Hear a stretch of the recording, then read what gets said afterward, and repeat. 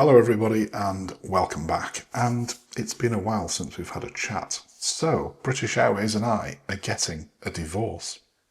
So a few weeks ago, BA announced some really significant changes to its Executive Club programme, and at the time it triggered a lot of emotional responses from people who had obviously flown with BA for many years and been very happy with them, but seen a decline in service overall.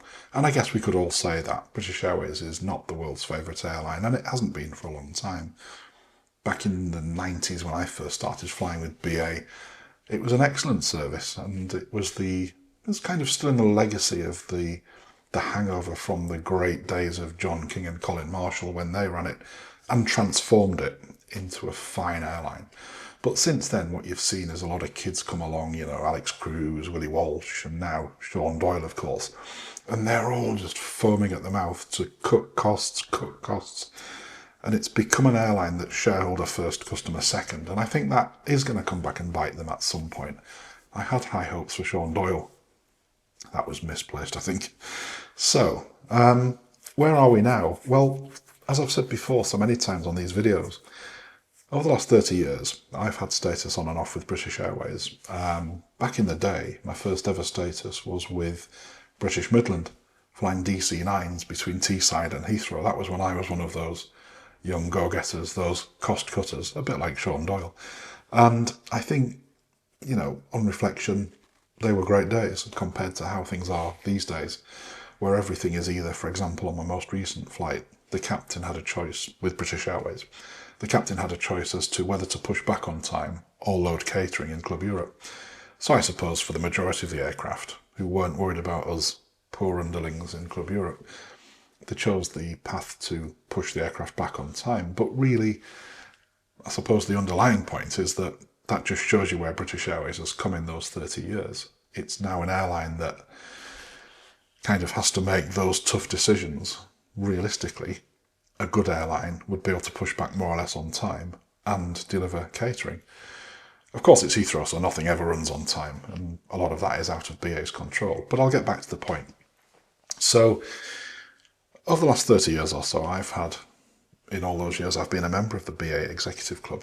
I've had both blue status, not so much bronze, because that was a fairly late entry, and then silver and gold status. The last few years I've had gold status and really enjoyed it. I've enjoyed the first wing at Heathrow, I've enjoyed the lounge, although it can be quite congested, which is part of the problem we're going to talk about today. But I think, it's all stuff I've spoken about here before in terms of the benefits of the gold card. So if you want to see that video, it's on the channel.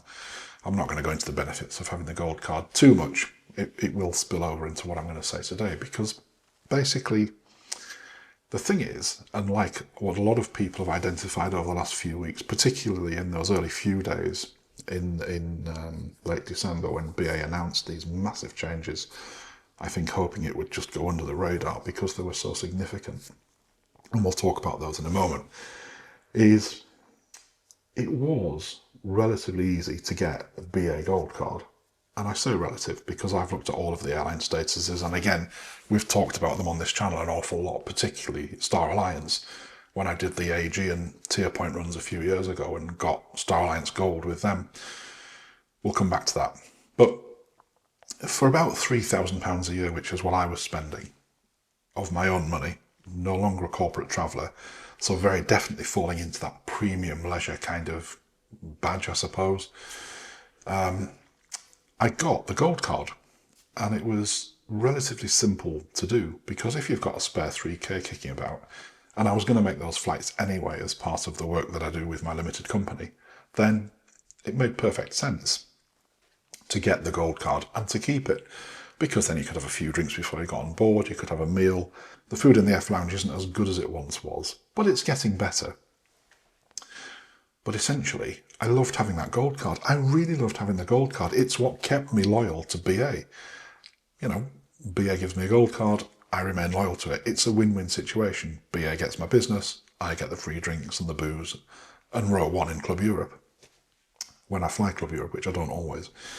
So, all good so far, except things were not great, because I think what BA did, probably, is bring in some consultants from McKinsey or one of the big four. They'll have got a group of graduates in whom, and these graduates will have been instructed to pull together a ghastly PowerPoint presentation, no doubt with great transitions, to tell Sean Doyle how to rid people out of the lounges, because the lounges no doubt are expensive to run.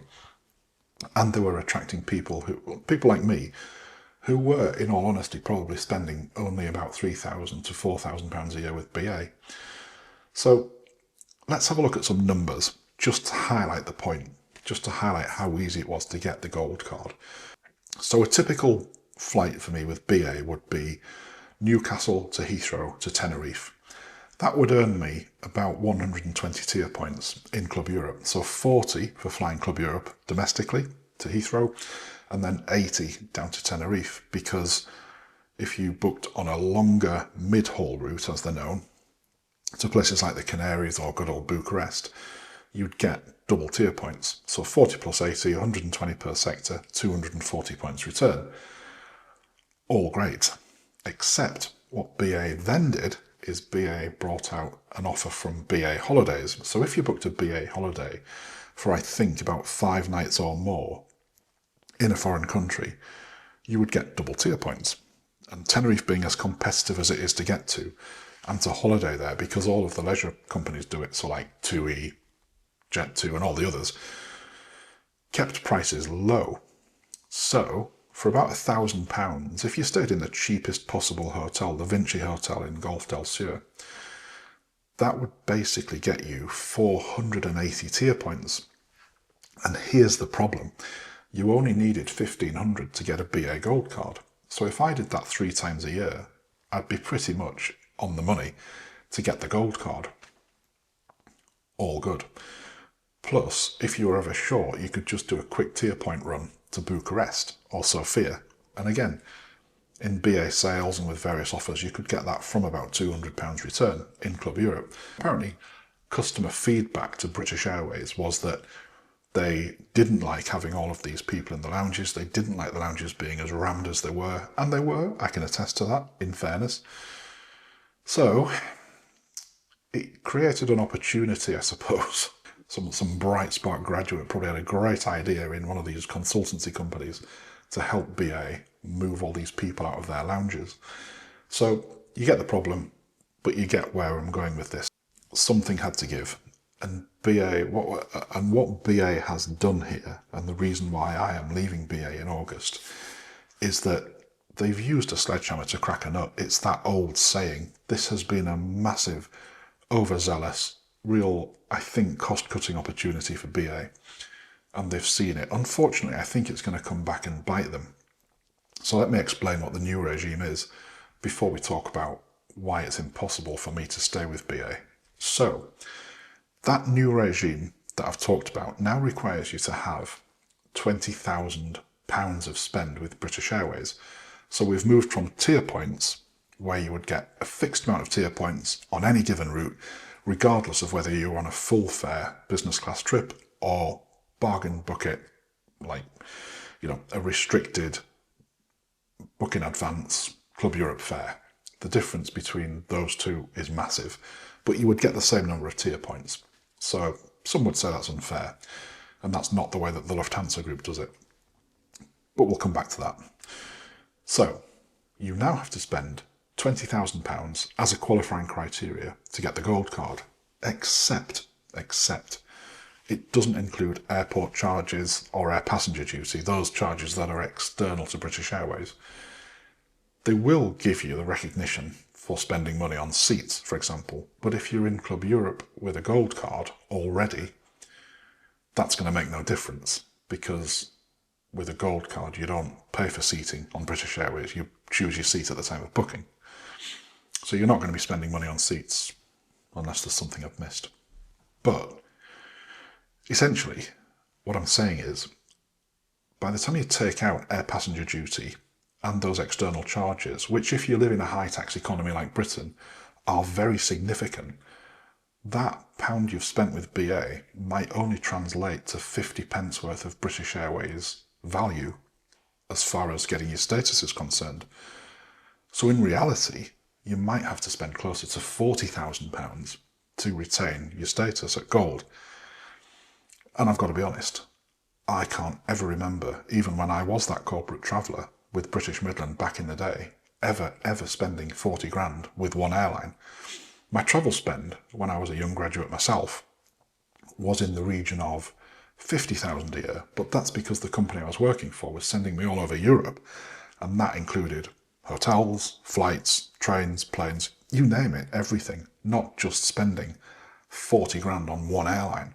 And that's before you've factored in your hotel, your car parking at the airport, and all the ancillary stuff that you need to factor in, which we all do when we travel.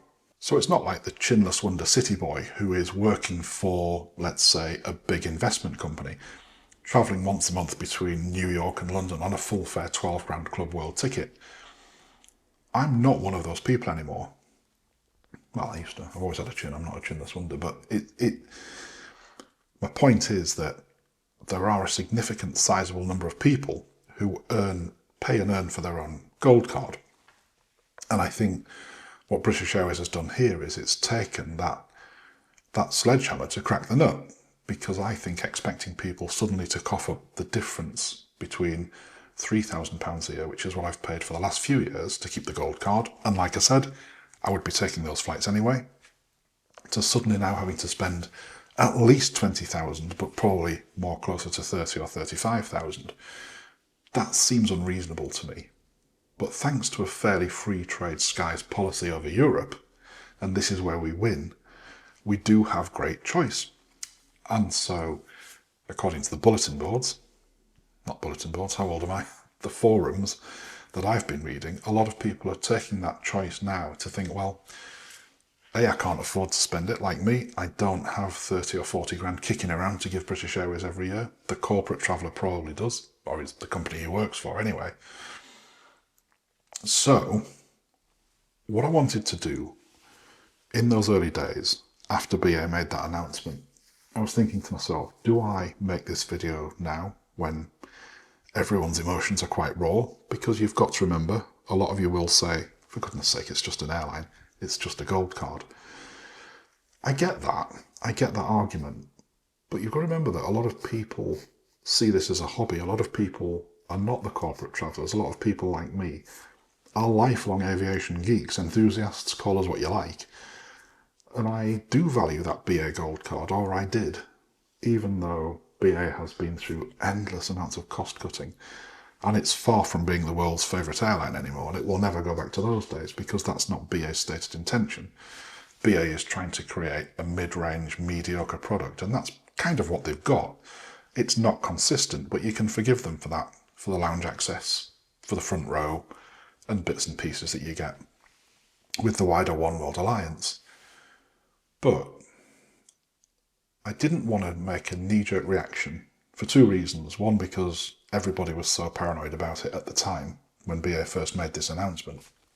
The second thing is that I really wanted to crunch some numbers, like I've done already with where we are with British Airways.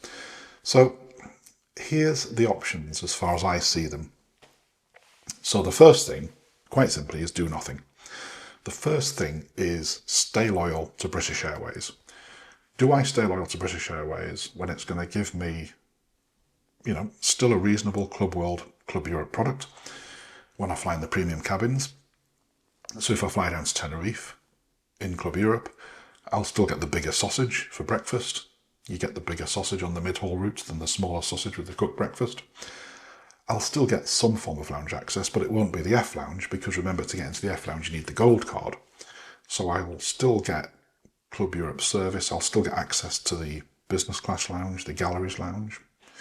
I think that's what they call it. You go up the double escalator of shame as we used to call it, up to the second floor at Heathrow Terminal 5. So we'll still get that. The one thing you won't get is access to row 1, and you won't get the One World benefits from when you fly with the other One World carriers. But other than Iberia, I don't often fly with the likes of Cathay Pacific, because I don't do many long-haul flights these days. So for me, it's all about maximising value on European airlines. And so to do nothing and stick with paying BA Club Europe, accepting no status, I just won't do, because it just sticks in the throat. It just seems like BA is giving me a kicking.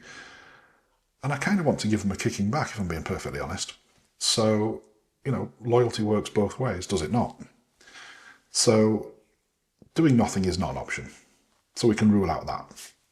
The other option, the second option of 5 options, is good old easyJet Plus. Now, I've had easyJet Plus for quite a few years. It's not a frequent flyer scheme in the traditional sense of frequent flyer schemes. What you're doing is you're buying into an organisation, a club, a system that gives you some perks that eases your way through the journey, such as fast track security, priority boarding, an extra case on board, and you can pick any seat on the plane as well at the time of booking, unless you're on an easyJet Holidays booking because they book so far out. But if you're on a standard scheduled easyJet flight, you can have all of those perks, which if you buy them individually can add up to quite a lot.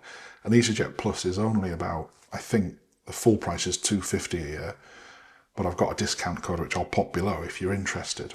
I fly about on, 80 sectors a year, and probably 30 of those are probably easyJet. I don't often fly with Ryanair, but I don't have a problem with Ryanair if the price is right.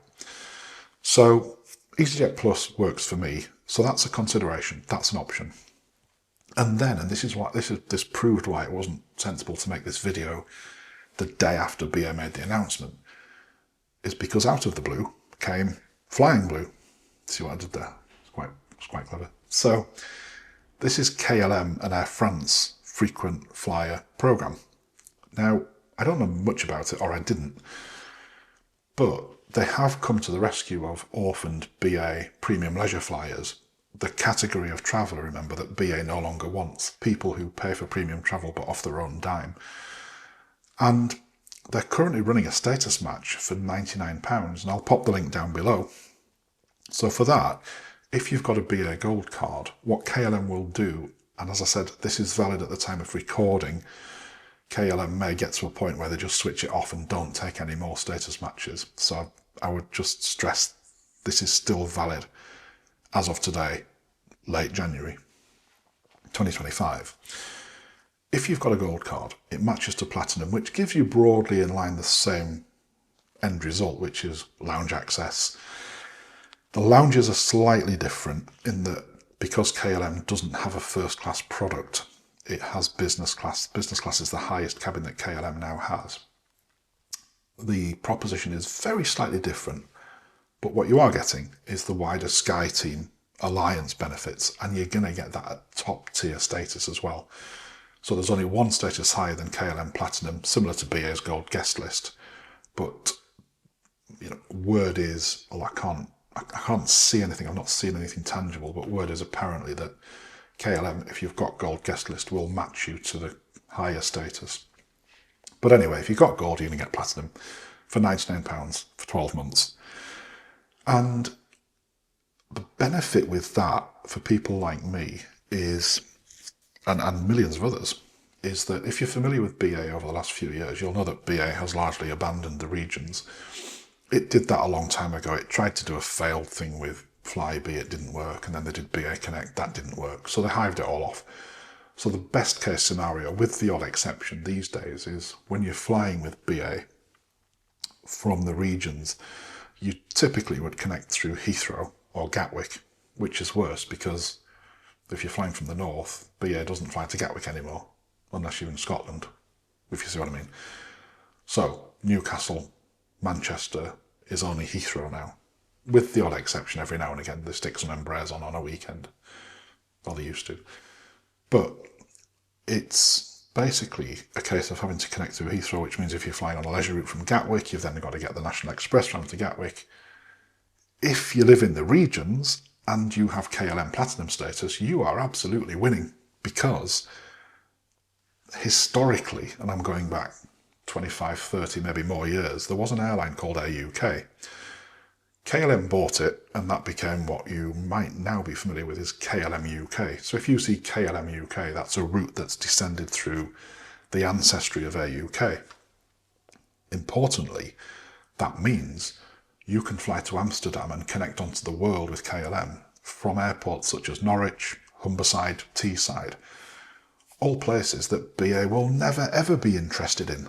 So from a regional perspective, again, BA have really shot themselves in the foot with this awful increase in requirement of spending just to keep your gold card for what is, at the moment, a mediocre product. So that's one option.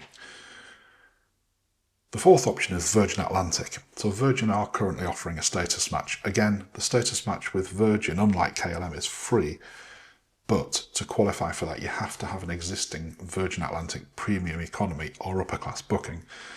Now, as I said earlier, I don't do an awful lot of long haul flying these days, so it wouldn't really work for me.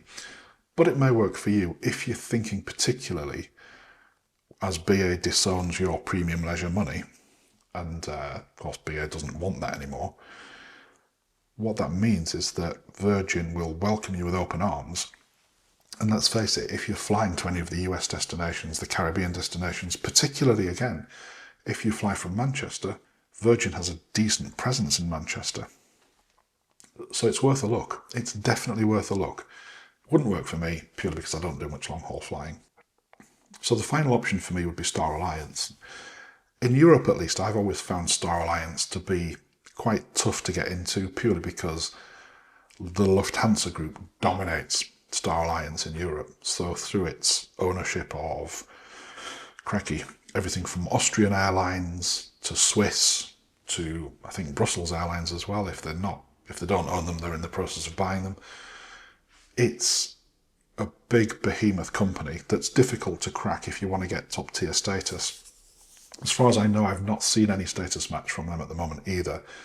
That's not to say they won't start doing it, because they're very aware that BA's disowned gold card holders are going to start coming up for renewals. And that's why BA and I are getting that divorce when that's finalised in August this year. Because a lot of people, as their gold cards expire, will not be renewed.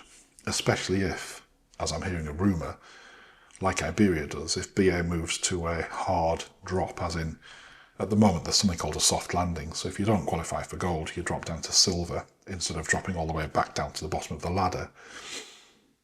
Iberia doesn't do that, and I think BA may follow suit.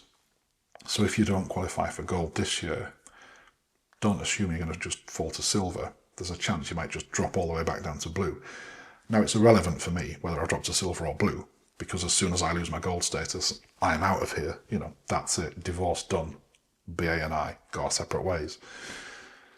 But for Star Alliance, if you can make it work for you, or if you're interested in Star Alliance because you live near an airport that's dominated by the Star Alliance, as I said on a video a few years ago when I did it myself, Aegean is the best one to do, in my view, because it has a lower starting point to get your gold status in year 1.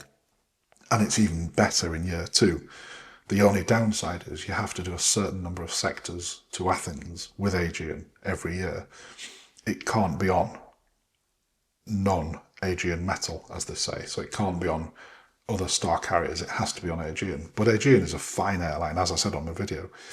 I thought Aegean's business class was one of the best European business class cabins there is. For a number of reasons. The food was particularly good. So if you're going to look down the barrels of Star Alliance, I would say look at Aegean. It's a good airline, and it's a good way to get. It's an enjoyable way to get status in Star. Don't forget the golden rule with Star Alliance is silver. Star qualifies you for nothing. It's pretty much worthless. So if you've got BA Silver, you'll be used to getting lounge access network-wide across the whole of oneworld. If you've got any form of silver or equivalent Star Alliance status, that will not get you lounge access anywhere, with the odd exception. When I had silver with Scandinavian Airlines a few years ago, they used to let you use their lounges during the summer holidays and the Christmas holidays. And that's just because the corporate travel drops off over those periods. But generally speaking, Star Alliance Silver isn't really worth anything. So I would say get gold. It's gold or nothing with Star Alliance.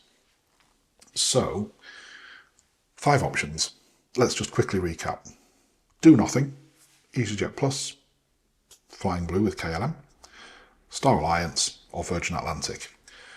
The 2 I've chosen, as you're probably going to have guessed by now, is I'm going to keep my easyJet Plus membership for the next 12 months. There are a number of bookings that I would have done with British Airways that I've now done with easyJet, and they're mostly the point-to-point flights down to the Canaries. But there are some flights which I'm going to book with KLM, and I'm going to do that because I'm going to upgrade my existing Flying Blue status using the status match. And I pay the £99 for 12 months to try Flying Blue Platinum and see how I get on with that. And in that 12 months, obviously I'll keep you up to date with how I requalify for KLM next year. Essentially, have I booked any more BA flights since that announcement? No. Am I going to book any more BA flights? No. Because, as I said, loyalty works both ways. So if BA comes to me and says, do you know what, we're really sorry, we got this wrong, here's your gold card back, I'll take it, and in exchange for which I will give BA some money. You see how this works. You give with one hand, you receive with the other. What BA thinks is that it's just going to receive, receive, receive, because for some unknown reason, and it's still a mystery to me, BA thinks it has an excellent product. It does not. BA's premium product falls far short on most counts. Except, and this is to any BA crew who is watching, despite the challenges, and the obvious challenges, that Alex Cruz, Willie Walsh and Sean Doyle have given you to do your job over the years, you're still all welcome me on board. You still smile, you still give the best service in the industry. I love the BA crews, and they're the ones that I'll miss. I'll miss the lounge access, I'll miss the gold card, obviously, but KLM is ready and waiting to welcome me to their family, and that's what I'm looking forward to. As I said, I don't do much long-haul flying, so most of my flying, in fact, in the last year, other than 2 trips to the Middle East, everything else has been domestic or European. The domestic flights do pose a challenge. That said, as somebody who now lives in London, it's not the challenge that it would have been 12 or 24 months ago for me, because I live literally 10 minutes from Heathrow. So I have an enormous amount of choice, as does anybody in the southeast. So I think it's a win-win. I think, like I said, I think if you look back to the golden era of my flying career, which was back in the days of British Midland, when BMI was only really, well, it wasn't even BMI then, it was just British Midland. That was British Airways' only real competitor. But the world's moved on, and I totally get that. Colin Marshall, Lord King, they didn't have to compete with low-cost carriers because they hadn't been heard of back then. There was no easyJet. Ryanair was in its infancy, was losing a fortune, flying people between, I think, Waterford and Stansted or somewhere. They didn't have the low-cost airlines to compete with.